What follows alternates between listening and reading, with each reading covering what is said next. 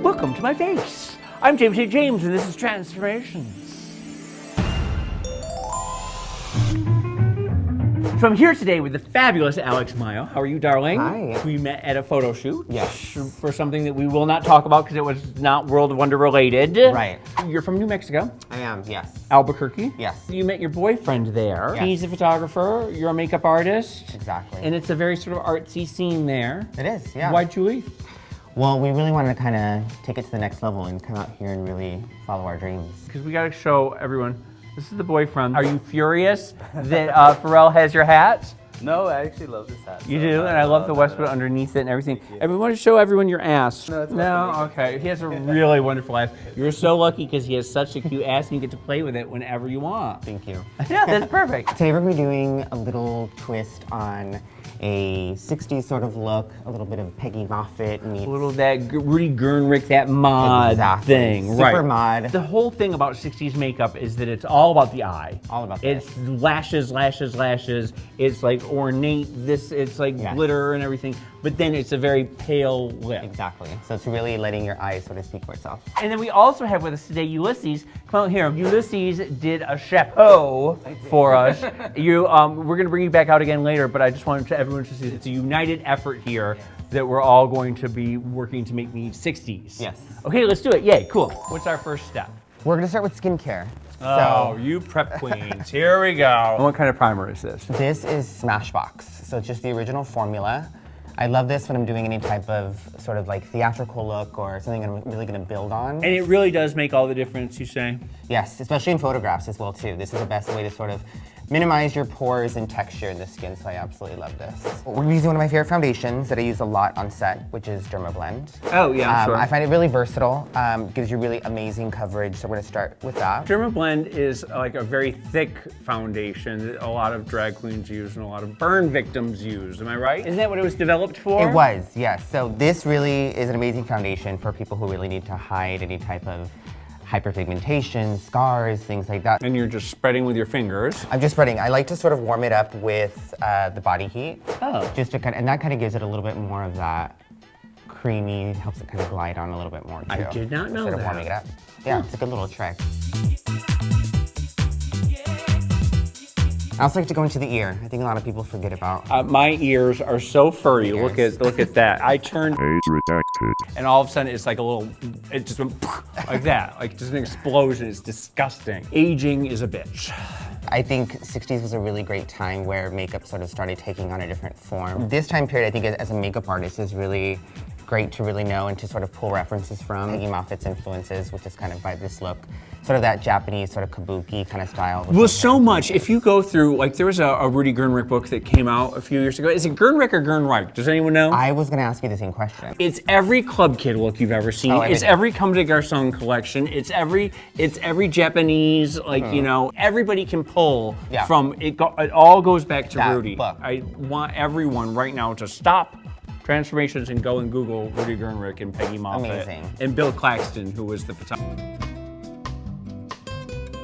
All the commenters are always saying that I just wiggle around and I move and everything like that. And I just want to address that right now because as any real makeup artist knows, that like when you have celebrities, like they are getting their hair done, their nails On their done, phone. they're on the 2 different phones and yelling at an Glass of assistant, champagne. and you just have to get in there and you have to do it however you can do it. And God forbid, like I stop talking, and you know, what kind of show would this be then? Right.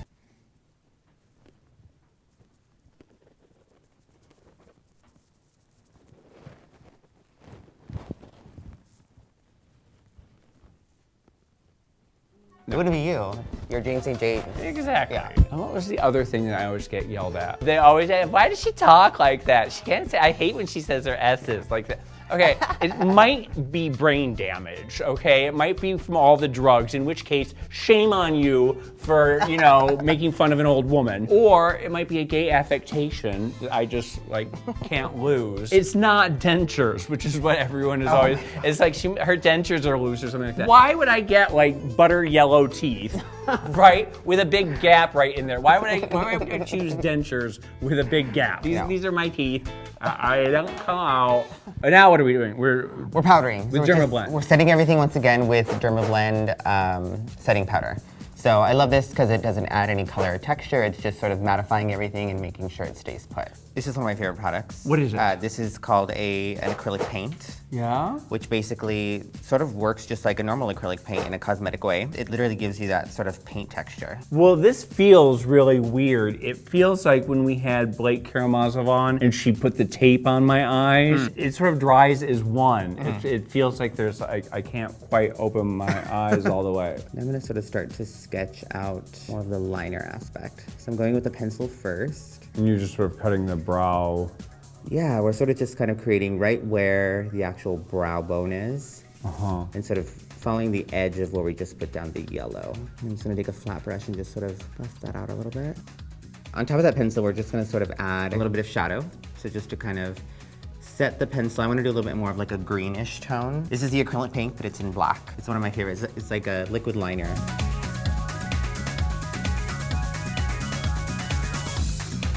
So we're gonna let this dry a little bit. So we're going back in with the acrylic paint and we're just gonna sort of create the crease and sort of connect that to the end of the liner we just did. What is this? Can you open this for me? Yeah? Maybe. Inglot's gel liner. Inglot. In white. We're doing this inside of the waterline to really give us that big... Bianca. Yes.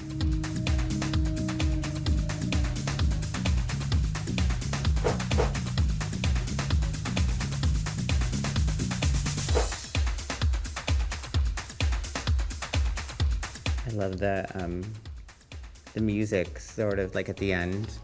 I feel like it was very sort of 60s in a way too. Wait, it's the end of Transformation? Yeah, you know that.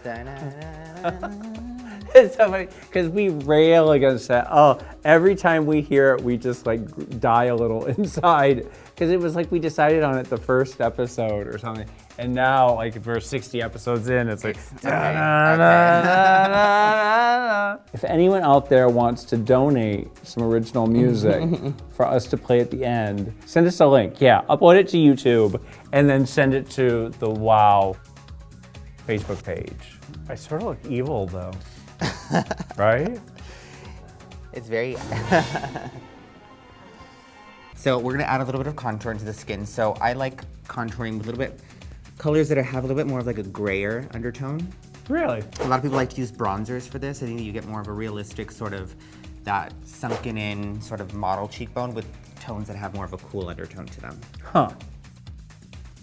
So do a little bit of blush. And sort of just dusting that onto the apple and sort of back onto the contour.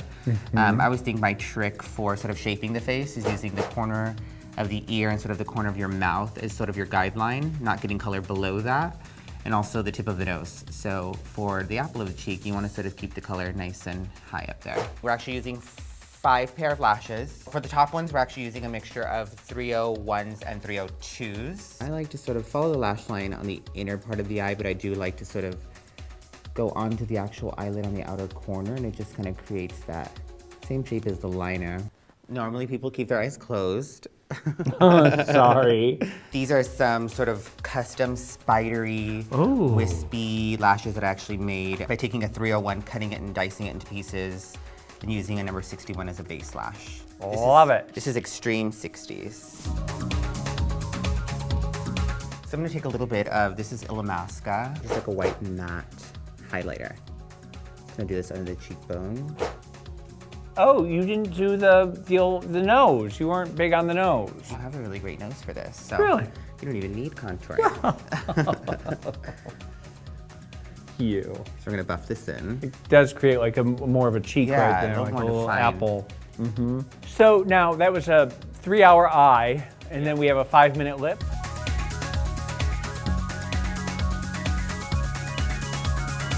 Yeah, are we done? Wait, okay, well let's go change, and then we'll bring out Ulysses to help with the final touches.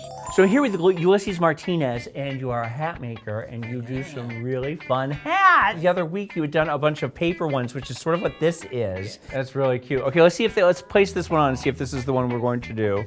Oh, I love that. Oh my God, it's so chic.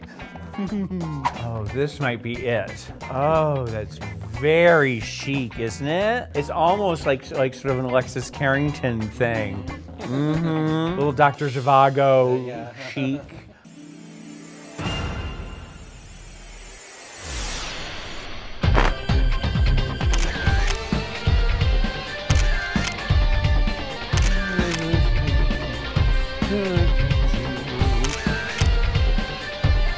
Yay, oh my god! Transmissions! Yay, oh my god! Oh!